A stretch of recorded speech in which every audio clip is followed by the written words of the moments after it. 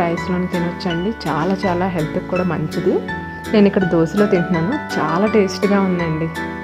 మీరు కూడా తప్పకుండా ట్రై చేసి కమెంట్స్ రూపంలో నాకు తెలియచేయండి. మీకు కానీ ఈ వీడియో నచ్చినట్లయితే లైక్ చేయండి, మీ ఫ్రెండ్స్కి ఫ్యామిలీ మెంబర్స్కి షేర్ చేయండి. నా మరిన్ని వీడియోస్ కోసం సబ్స్క్రైబ్ చేసుకోండి. నా న్యూ వీడియో నోటిఫికేషన్ కోసం బెల్ ఐకాన్ని ప్రెస్ చేయండి. Thank you for watching.